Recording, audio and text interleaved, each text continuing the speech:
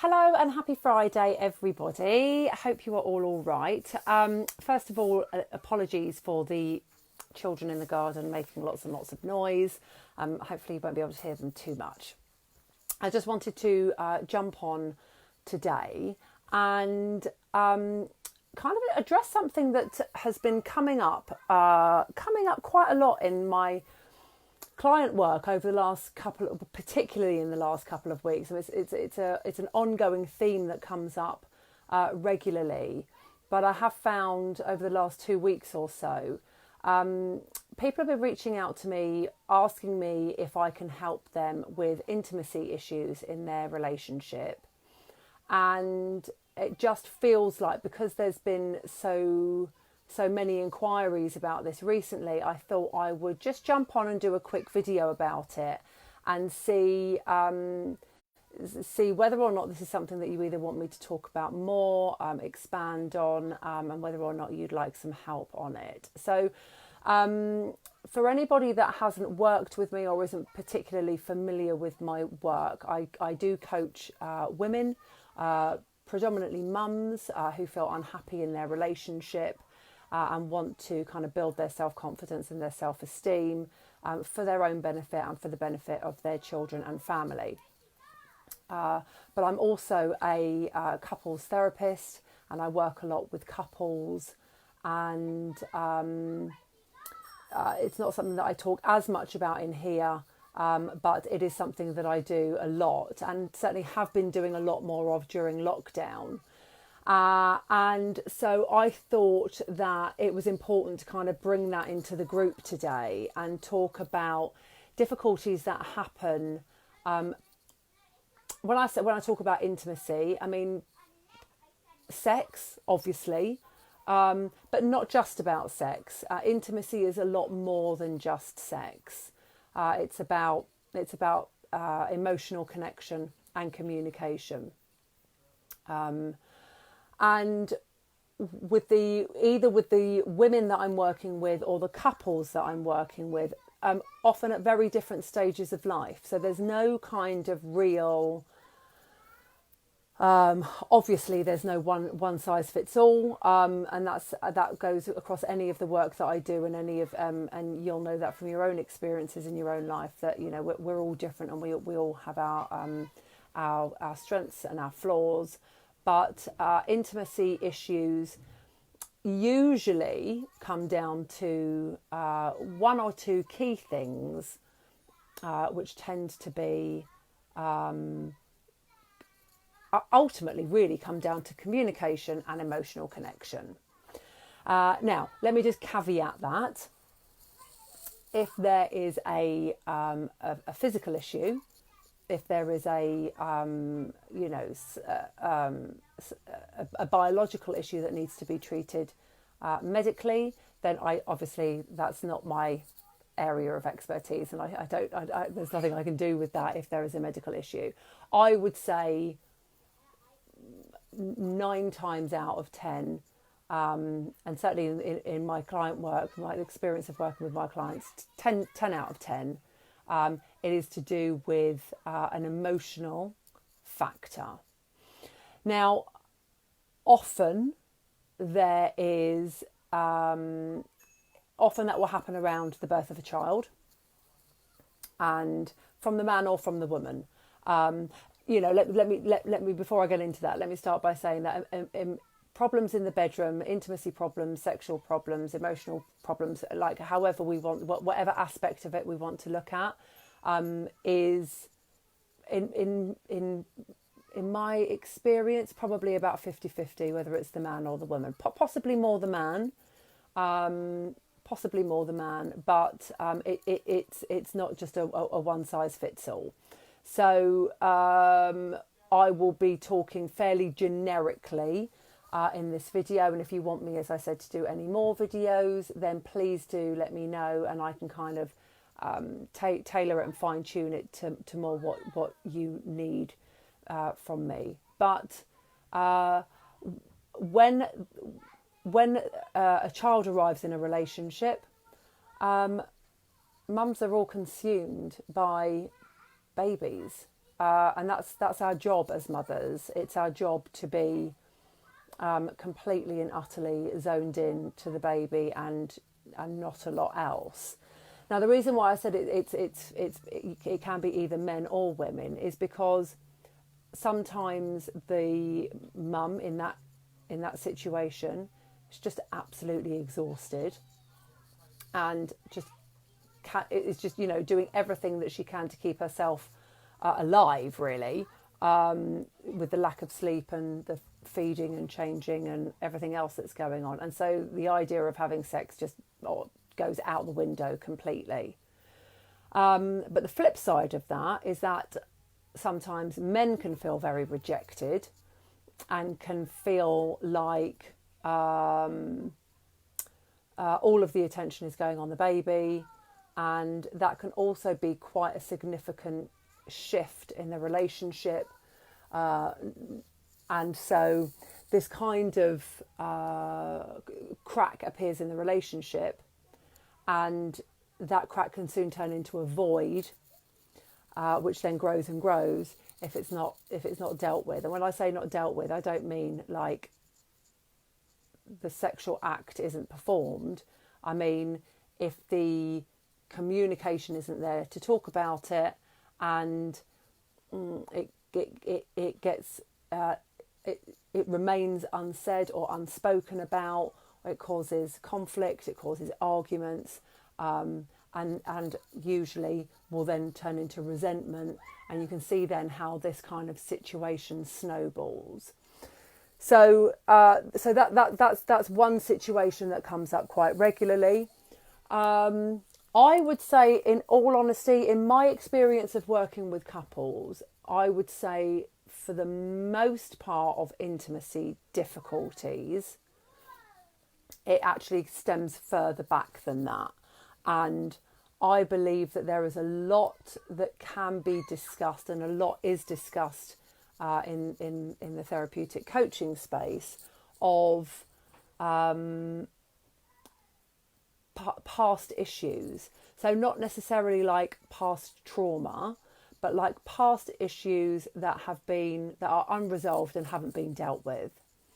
And there's something very fundamental, very, very important when two people come together in a relationship intimately, about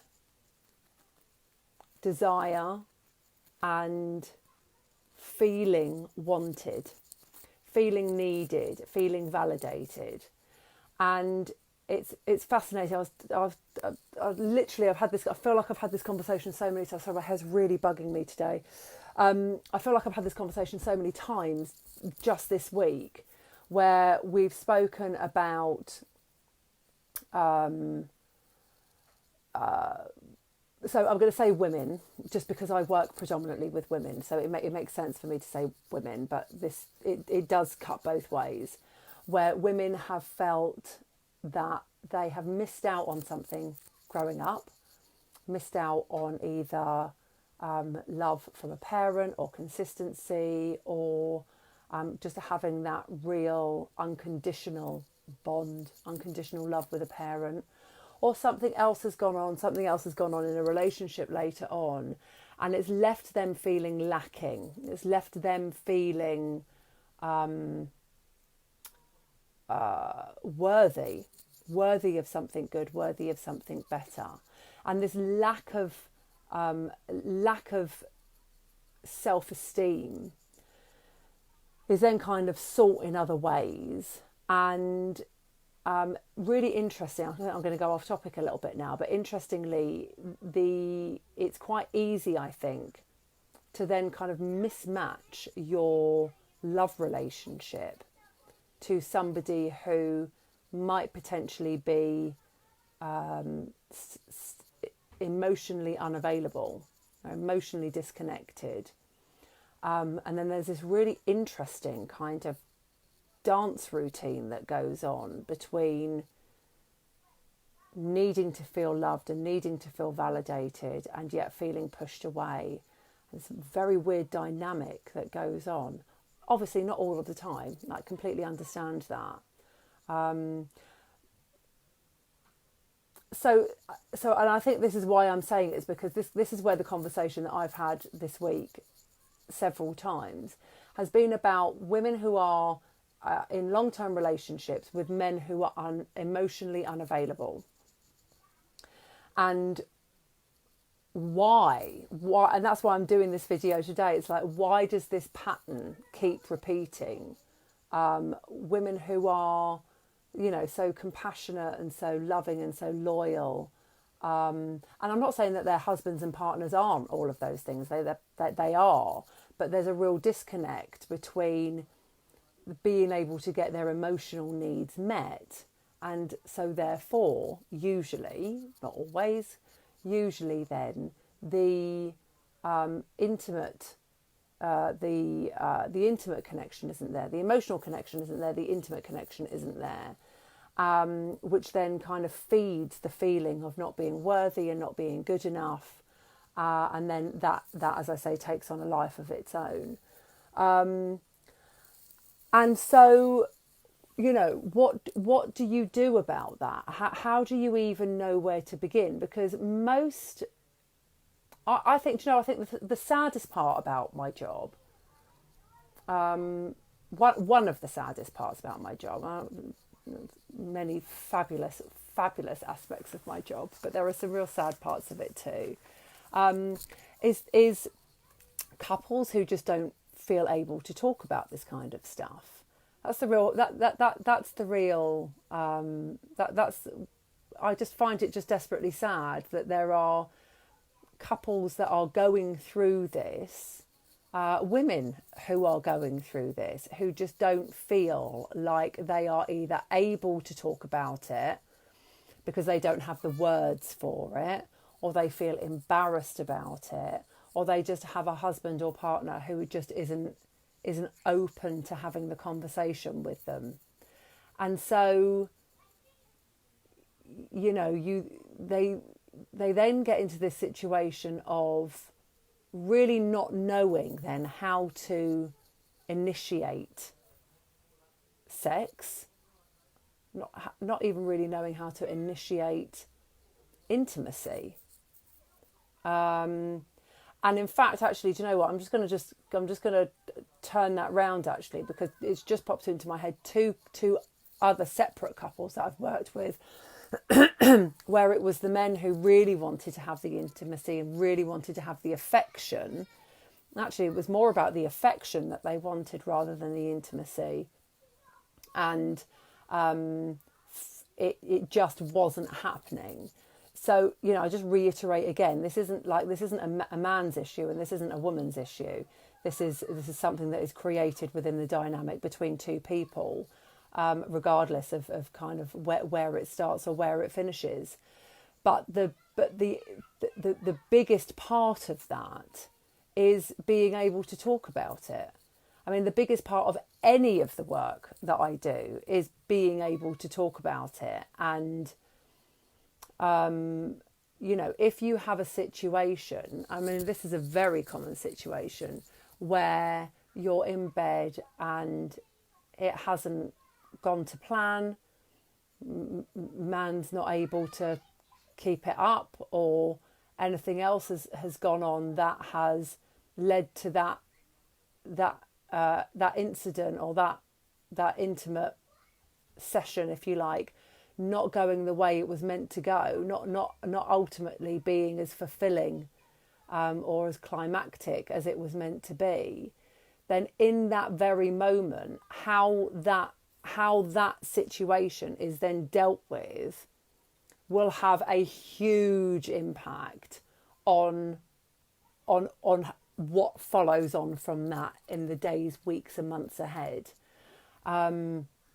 And I worked with a chap once, just one-on-one, just me on him. We worked together for a few months, where he did have erection difficulties, and he found it really, I mean, bless his heart, he was really open to talking to me about it, but really wasn't open to talking to his wife about it, because she scorned him.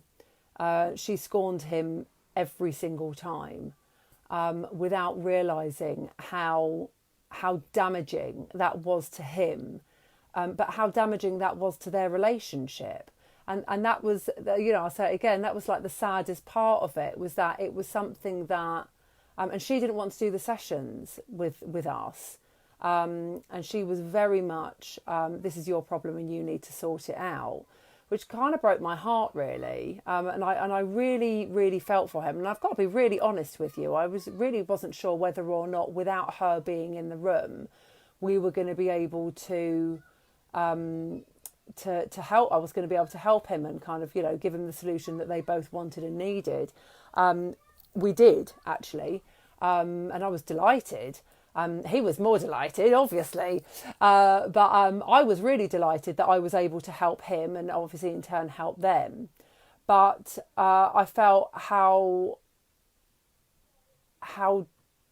sad and how damaging it was that it wasn't a big issue. It wasn't a big deal.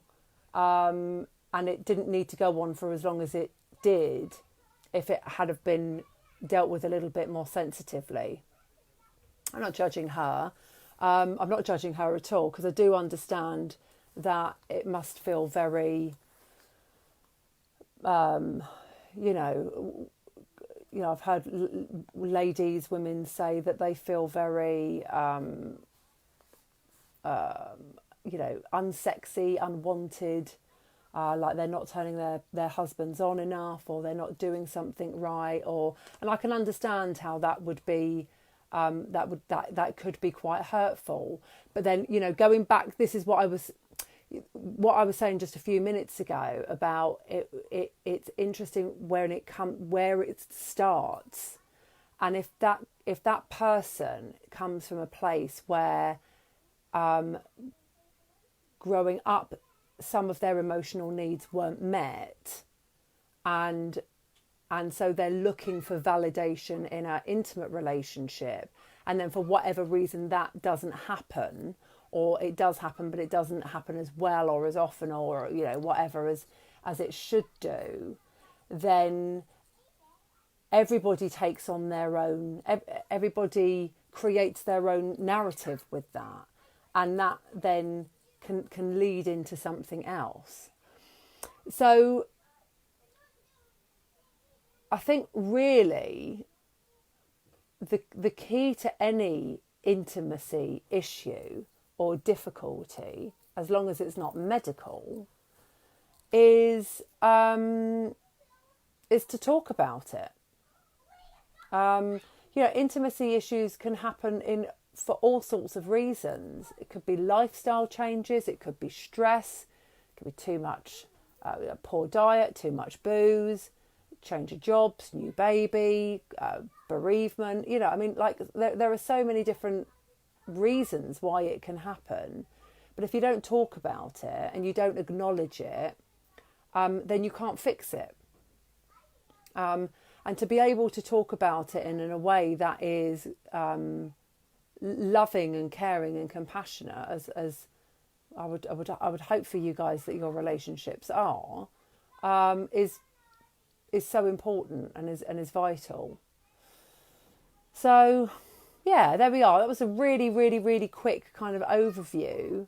But as I said, I just wanted to just jump on and just kind of acknowledge it, because it feels like at the moment, just as I said, by the number of calls that I've had, that it feels like it's something that needs to be talked about a bit more. So you may not want to put this in the chat box underneath this video, but if you would like me to talk more about this or anything else on a similar kind of subject, can you private message me and let me know what your thoughts and feelings are, and I will happily talk about this more. Or let me know any of your relationship issues or confidence issues, like whatever it is you want to talk about. I don't tend to talk about relationship stuff as much, but I'm really definitely very happy to. So let me know what you think, and I wish you all a very happy, lovely, sunny weekend. Bye.